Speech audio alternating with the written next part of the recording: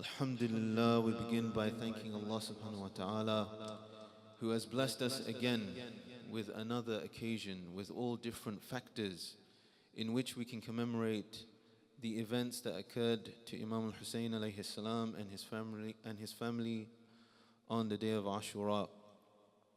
And before I get onto my topic for today, there was a couple of points that I neglected to mention in the previous lecture about gratitude. One of the points that I got to near the end was about the levels of gratitude. Gratitude has got different levels. On the one hand, we can be grateful with our tongue. We can say thank you. On the other hand, we might be grateful not just on our tongue, so not just a surface level thank you. We might really be thankful within. We might feel an emotional connection with that thankfulness. But the deeper attitude of thankfulness is to use the bounties that are given to us. So let me give you an example. Say we made a donation for the MUHARRAM majalis. So on the one hand, the person receiving the donation, they might say thank you just on the surface. On the other hand, they might say thank you and they may really mean it. Thank you very much for your donation. But the real thanks that we want from that donation is for that donation to be used correctly. The last thing we want is that donation is lost. Or, for example, that donation is used on something that is not worthwhile. We want that donation to go towards the purpose that we have given it for. So when we think of thankfulness to Allah subhanahu wa ta'ala, we have these levels as well. We have the verbal thanks, alhamdulillah, that's the verbal thanks. We have the alhamdulillah when we feel it, okay? And then we have the lifestyle of gratitude to Allah subhanahu wa ta'ala. The lifestyle of gratitude is using the different bounties that He's given us for the purpose that He desires from us, okay? To use all of those bounties that He's given us in our path towards perfection. So this was one of the points that I wanted to mention. The other point that I wanted to mention is that in the concept of thankfulness in Islam, we cannot be thankful towards Allah subhanahu wa ta'ala without the recognition of the means. So we have in a hadith that whoever doesn't thank the creation hasn't thanked the Creator. Yeah? Man lam yashkur al-khalq, lam yashkur al-khaliq. Yeah? Whoever doesn't thank the creation hasn't thanked Allah subhanahu wa ta'ala.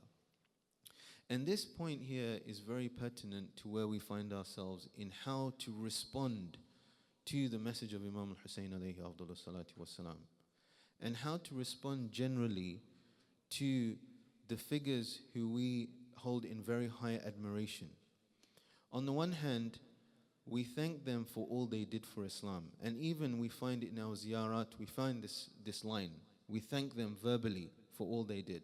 So we thank Imam Hussein, we thank all the companions, we thank the family of Imam al-Hussein for their sacrifice. So on the one hand, that can be verbal. On the other hand, that can be more intense, that can be more emotional.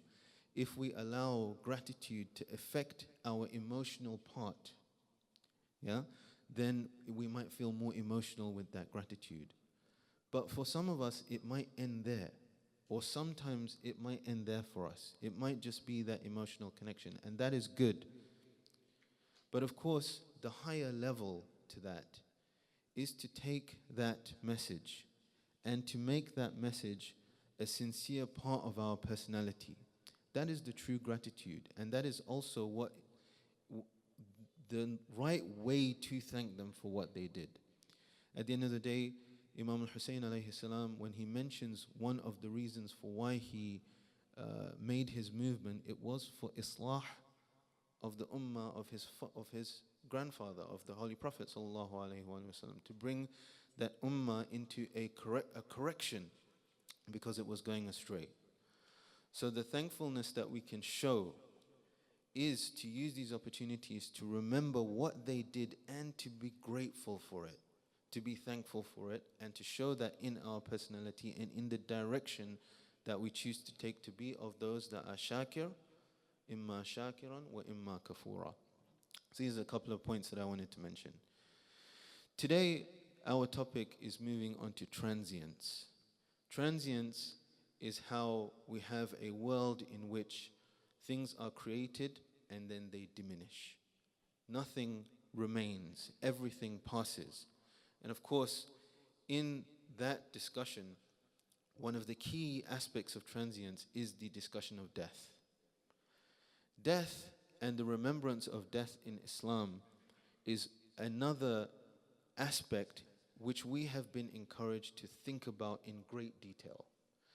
Not only to think about, but to remember at all times as well.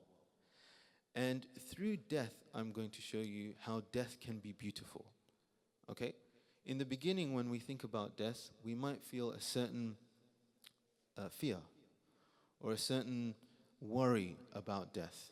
But the vision of death in Islam and the vision of things dying in Islam is something very, very beautiful.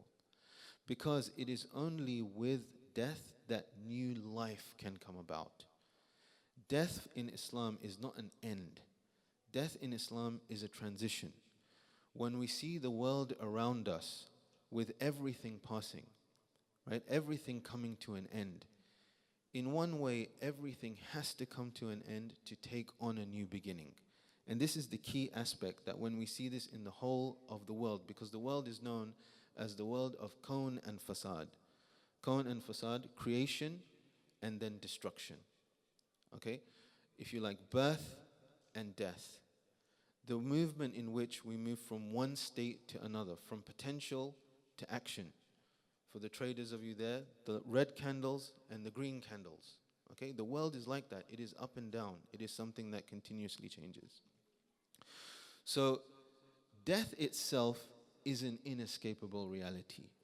It is something that is very clearly something that nobody can avoid. And Allah subhanahu wa ta'ala makes this very clear in the Holy Quran, where He says, كُلُّ نَفْسٍ ذَائِقَةُ الْمَوْتِ. Every soul shall taste death. Now, like I said to you, when you look at this verse, death, sometimes we interpret it at the end, that it's the end of something. But when you hear كُلُّ نَفْسٍ ذَائِقَةُ الْمَوْتِ, it means every single soul will progress. Every single soul will finish the stage in the material world and will move on to a new, renewed stage. So this verse, while it is something that explains to us the reality of death, it doesn't necessarily mean that everything is morbid. Allah subhanahu wa ta'ala continues by saying, وَإِنَّمَا so كُلُّ نَفْسٍ ذَائِقَةُ الْمَوْتِ وَإِنَّمَا تُوَفُّونَ أُجُورَكُمْ يَوْمَ الْقِيَامَةِ. And surely you will be given your full compensation on the day of resurrection. فَمَنْ زُحْزِحَ عَنِ النَّارِ وَأُدْخِلَ الْجَنَّةَ فَقَدْ فَازَ وَمَا الْحَيَاةُ الدُّنْيَا إِلَّا مَتَاعُ الْغُرُورِ. So whoever is drawn away from the fire and is admitted into paradise, they have attained. Yeah? And what is the life of this world except for enjoyment of delusion? So now, when it comes to the vision of Yawm al-Qiyamah, so we have here, وَإِنَّمَا تُوَفُّونَ أُجُورَكُمْ يَوْمَ الْقِيَامَةِ. So, كُلُّ نَفْسٍ ذَائِقَةُ الْمَوْتِ وَإِنَّمَا تُوَفُّونَ أُجُورَكُمْ يَوْمَ الْقِيَامَةِ. Which means every soul will taste death, and surely you will be given your recompense on the Day of Judgment. Again, when the Day of Judgment is mentioned, it is something that brings a fear to us. Now, very interestingly, in Surah Al-Fatiha, when we say Ar-Rahman Ar-Rahim, Maliki Yawmiddin, the Beneficent, the Merciful, the Master of the Day of Judgment. Some people have looked at this and have said that when you are reciting these words, you first start with hope. You have Ar-Rahman Ar-Rahim, the Beneficent, the Merciful, and then you turn to fear, because the Master of the Day of Recompense. But another interpretation of this is that there is no change in tone between Ar-Rahman Ar-Rahim and Maliki Yawmiddin. Now, why is that? That is because Ar-Rahim is the name of Allah subhanahu wa ta'ala that talks about the extended mercy that Allah subhanahu wa ta'ala will give to believers. So Ar-Rahman is the general mercy that He gives to everybody, And Ar-Rahim is the specific mercy that is extended and given further to the believers. So if that is an extended mercy, then him being the master of the Day of Judgment, the Day of Judgment is the day of success for the believers. The Day of Judgment is the time where all of the effort that the believers have made throughout their entire lives will be seen. They will receive great reward and they will be very, very happy. So when we recite Ar-Rahman Ar-Rahim, Maliki Yawmiddin, Maliki Yawmiddin is a good thing. Yeah? Because Allah subhanahu wa ta'ala extends His mercy in Yawm al-Qiyamah. And that is the same sense to even look at this verse as well. Yes, of course, we should always be conscious of the actions that we do so that we do not cause ourselves trouble. Honestly, we don't cause Allah trouble with any wrong actions that we do. We cause ourselves trouble. So we should be conscious and careful so that we don't do that. But even Yawm al-Qiyamah is a beautiful time for believers. Another verse that we look at when we see that death is an inescapable reality is this verse, a very important one. أَيْنَمَا تَكُونُوا يُدْرِككُمُ الْمَوْتُ وَلَوْ كُنْتُمْ فِي بُرُوجٍ مُشَيَّدَةٍ. Wherever you might be, death will overtake you, even if you will be in towers with lofty construction. So we'll speak in a minute as well about how death is something that is determined and how the determination of death is a source of comfort. But the point that I want to circle back to is that this world is designed to be transient. Okay? It is something that when we consider death, we also understand the nature of the world that we're in. We are in a one-use world, a disposable world. Just like, for example, when you buy a pot noodle, okay? You buy a pot noodle, the container the pot noodle in is not designed to be, your kitchenware. It is there just for one use, yeah, or a plastic spoon. Yeah, it is there to use and move on. Yeah, it is there and it is designed such, especially now we design it considering the environment, we design it to be biodegradable, something that will just pass away. In the same way, the world is like that. The world has a purpose. In this world, we have the greatest opportunity to worship Allah subhanahu wa ta'ala without Him being extremely manifest. Yeah? It is an opportunity that you do not find in any other place, because as soon as you do pass away from this world, the mulk or the kingdom of Allah subhanahu wa ta'ala is clear. In this world, it's hidden. Some people don't even know. Some people deny the existence of Allah. That cannot happen once you've passed on from this world. But in this world, that's possible. And that gives a unique opportunity. The unique opportunity is being able to worship Allah subhanahu wa ta'ala while most people are uncertain of Him. Okay?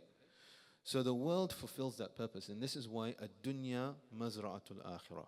The dunya is like the fertile soil and the farmland for the akhirah, where you plant the seeds over here, and in the next world you receive the great rewards. So the world is designed to be like that because the trap of the world has to be something we see through. Through our exposure to it, we see that the world is something that doesn't remain. And when we see something doesn't remain, it is also clear to us that we shouldn't put all of our eggs in that basket. Okay? Right from when we're young, we learn that the world doesn't remain. All of the different things that you've had that you've tried to protect when you were young are broken. All of the things are spoilt, right? That is how the world is. We have to train our children from a very young age to not get so upset, if their favorite toy is lost. Or for example, if the thing that they're attached to, all of a sudden, they can't have it anymore. So, to move from that view of becoming upset about all the things that change, we have to realize that the things that change are part of the journey of life. And to see beauty in change rather than to see disappointment in change, to expect things to change. There's a story that one day there was a king, And this king, he really loved his wife, but his wife died. So he went into a depression. He was very, very upset. So what he did in his depression is he called all of the wise men and scholars of his kingdom. And he said to them, I want you to think about how to take me out of this state, how to get me out of this sadness. So the wise men got together and they thought about it. And they came back, the king came back to them and said, okay, tell me, what can you tell me that will help me to pass over and to get over the upset and sadness that I have? And they said one phrase, right? They said this too shall pass. That phrase, this too shall pass. Meaning that whether it is to do with the life of somebody, whether it is to do with a feeling that you have, whether it's to do with a difficulty that you have, whether it's to do with something nice that you have, a bounty that you have, every single thing that you look at, this too will pass.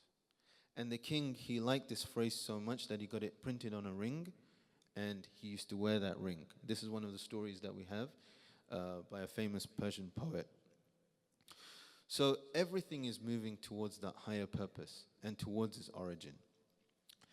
Now when we look at death as being determined, okay, death being a time that we cannot run away from, this is actually the vision with which Sayyidah Zainab alayha Abdullah salatu wassalam explains why she sees nothing but beauty in that narration. She says in response, I see nothing but beauty, or I saw nothing but beauty. But then she carries on to say, they were a group God had decreed would be killed. So they strove towards their resting places. So what she saw was the determined decree of Allah subhanahu wa ta'ala as it pertained to their death, and them striving towards the best death that they could have. So you can see here that the determination of death is something that is a source of comfort. Now, determination has got two aspects to it. There are things that are determined and fixed by Allah subhanahu wa ta'ala, and there are things that are determined but can be changed. And in the Holy Quran, there are two levels of determination that are discussed. These two. The first is the Kitab al-Mahu wal-Ithbat. Okay? Yamhu Allah ma yasha wa yuthbit wa indahu ummul kitab. Okay? So the Kitab al-Mahu wal-Ithbat. Allah, if you like, erases and establishes what He likes, and with Him is the Kitab, or if you like, the original book. So this verse in itself explains two things. So there's the Kitab al-Mahu wal-Ithbat, which is a book in which decree is written and changed. Okay? And then we have the Lawh al-Mahfuz. The Lawh al-Mahfuz is the place in which all decrees are fixed. Okay?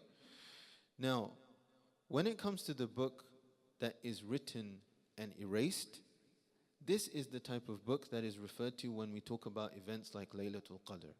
We say that on Laylatul Qadr, the decree for your next year is written down. Okay? These are the type of decrees that we say, take sadaqah before you leave, so that inshallah you'll be safe. Because there are decrees that can be changed. There are some things that can be changed. And on the other hand, there are decrees that are fixed. So I'll give you a story to illustrate this. One day, Prophet Isa alayhi salam, this is the story, he was on a journey and he was with his companions. As he walked past somebody, he said, this person will not be alive tomorrow. This person is going to die. They continued their journey, and then on the way back, they stopped in the same place, and the person was still alive. So the companions of Prophet Isa, they said to Prophet Isa, Ya Rasulullah, you're supposed to be a prophet. Why is it that you said something, you said that he would be dead, and then he's still alive? So Prophet Isa said, okay, let's go and see what happened. So they went to the man and Prophet Isa asked the man, did you do anything different that you don't usually do? And the man said, yes, I don't usually give charity. I'm a stingy person. But that day that you passed by, I gave some charity. So Prophet Isa says, okay, let's go and look where he sleeps.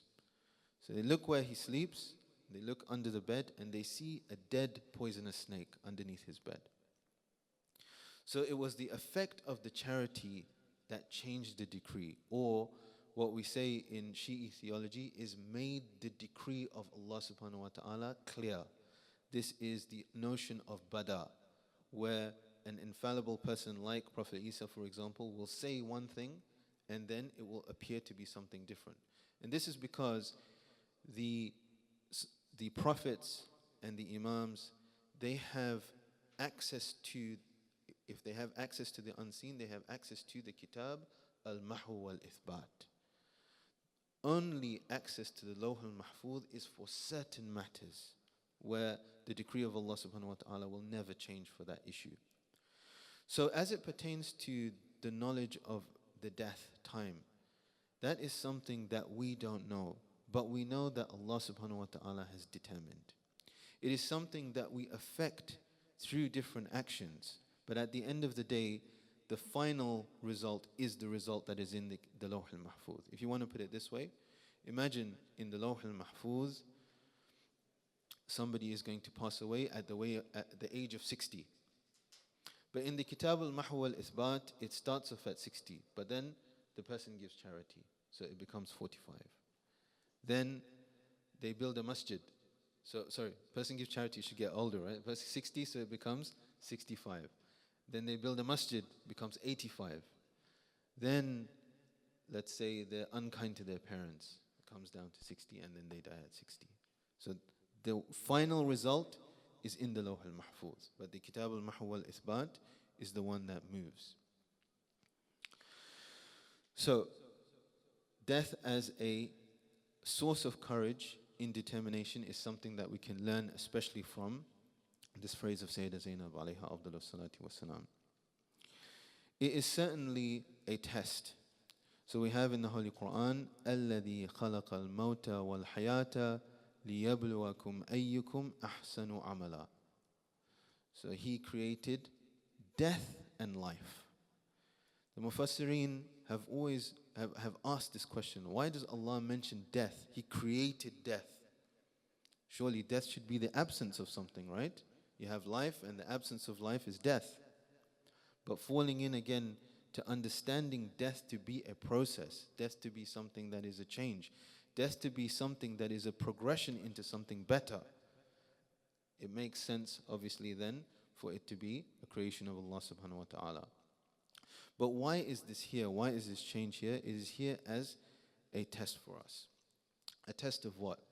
A test for us to see if we will really grasp the transient nature of the world, or we will remain in the delusion that the world and the benefits that we have with us are something that will remain forever. Allah subhanahu wa ta'ala tells us in the Holy Quran, اعلموا أنما الحياة الدنيا وحياة الدنيا لعبا ولهوا وزينة وتفاخر بينكم وتكاثر في الأموال والأولاد. So he says, know that the life of this world is but an amusement and a diversion and an adornment and boasting to one another and competition to increase in wealth and children.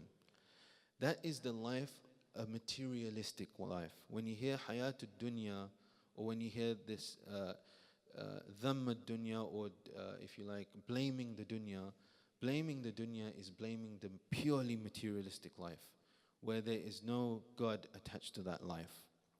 That kind of life, how is it? When you look from the outside, you might say, it's a beautiful life. But the honest truth is, Allah explains to us the reality of that life. It is nothing but an amusement. It is nothing but a diversion. It's like when you're sitting in an exam hall and someone is, let's say doodling, or messing around and throwing paper airplanes. They look like they're having fun. They look like, everything's all right.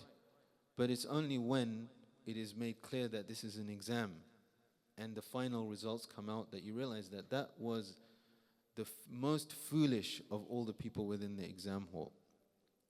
So So it is an adornment, it is a diversion, and it is boasting. You'll find this a lot in life. There's so much about the Joneses. There's so much about I have this car and you have that car. I have this and you have that. It's all boasting in terms of wealth and children and possessions and things like that. And then Allah gives an example.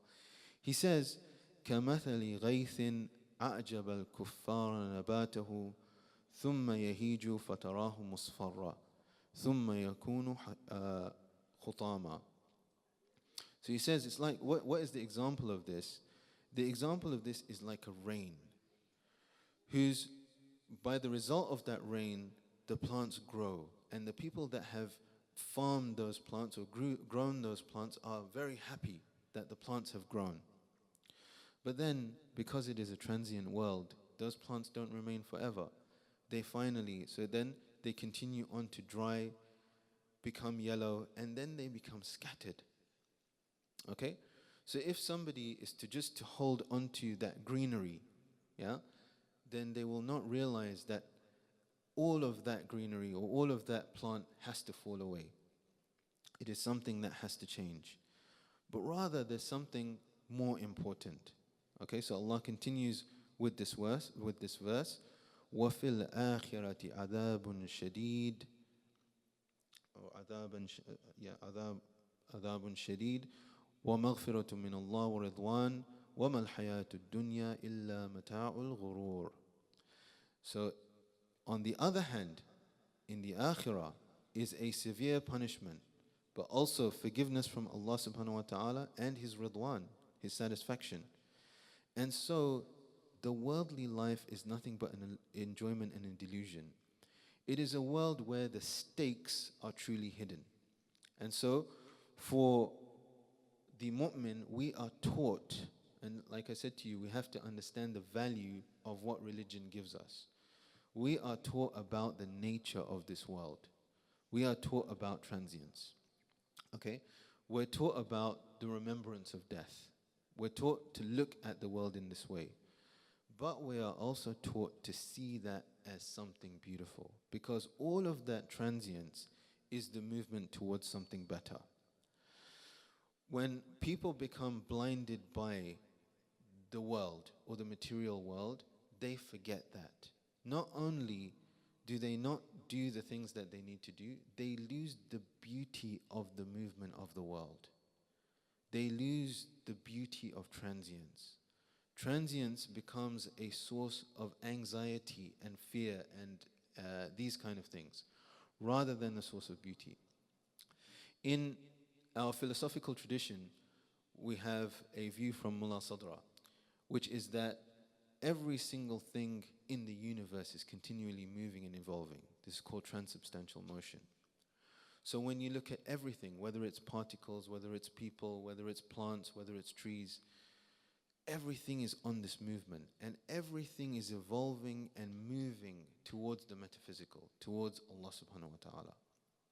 So if we can see the transience in this world, and we can see it as the movement to Allah subhanahu wa ta'ala, we will only see beauty in that movement. Inshallah, we pray to Allah subhanahu wa ta'ala that He accepts all of our amal in this month, and that He has mercy on all of the oppressed and all of those people in difficulty, and that He provides us with the companionship of the 12th Imam, Ajalallahu ta'ala farajuhu al-sharif, wa sallallahu ala Sayyidina Muhammad wa ala alihi at-tayyibin at-tahirin.